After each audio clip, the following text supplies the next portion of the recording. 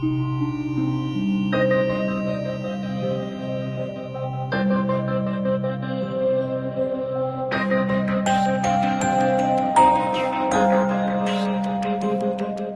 Bekasi tengah berduka akibat banjir berskala besar di awal Maret 2025. Tercatat 13 kecamatan terendam banjir dengan ketinggian air lebih dari 4 meter. Ribuan warga harus mengungsi.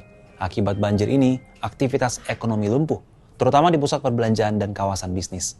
Banjir sebenarnya sudah melanda daerah ini semenjak sebelum masa kolonial.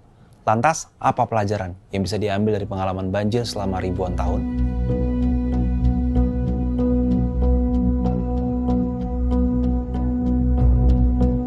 Berdasarkan penelusuran sejarah, jejak bencana banjir di kawasan Bekasi dan sekitarnya setidaknya muncul sekitar abad ke-5 Masehi.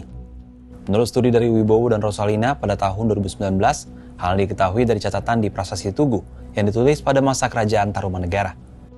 Di dalam prasasti tersebut disebutkan, proyek penggalian sungai Gomati dan Candrabaga dilakukan oleh Raja Purnawarman untuk menyelesaikan persoalan banjir di daerah tersebut. Bencana banjir ini ternyata terus berlanjut hingga di masa kolonial Belanda. Hal ini selaras dengan penelitian dari Surya Zainul Lutfi di Jurnal Sejarah dan Budaya dengan judul Sejarah Banjir Bekasi 1924 hingga 2002. Berdasarkan studi tersebut, setidaknya terdapat beberapa banjir besar di daerah Bekasi selama tahun 1924 hingga berakhirnya masa kolonial Belanda. Berselang 2 tahun, peristiwa banjir besar juga melanda kawasan Bekasi. Tahun 1926, banjir mengenangi sejumlah wilayah seperti Tambun dan Lemah Abang. Mirip dengan banjir di 1924, peristiwa tersebut menyebabkan jalan antara Bekasi dan Karawang tertutup. Sebelumnya pada tahun 2020, banjir besar juga melanda Bekasi. Saat itu 10 kecamatan terendam banjir dengan ketinggian 30 cm hingga 3 meter. Melihat jejak panjang sejarah banjir di Bekasi, apa saja yang bisa dilakukan agar banjir tidak terulang kembali?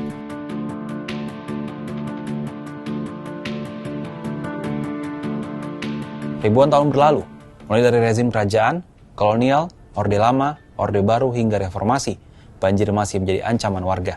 Tak hanya soal solusi teknis, seperti melakukan rekayasa di das sekitar Bekasi, diperlukan juga penyelesaian di aspek sosial hingga legal formal.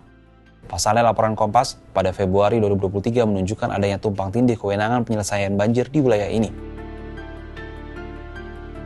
Nyatanya, banjir tidak mengenal batas administratif, sehingga langkah yang diambil salah satu pemerintah atau kabupaten kota terdampak tidak efektif apabila tidak didukung pemerintah daerah sekitarnya.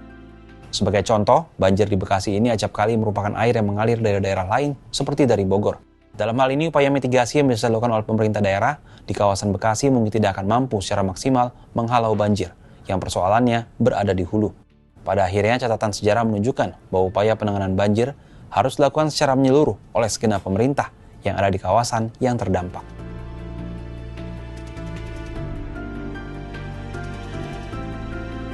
Banjir yang melanda Bekasi dan wilayah Jabodetabek lainnya tentu menjadi pelajaran bagi kita semua, termasuk pemerintah agar serius untuk mengatasi persoalan ini.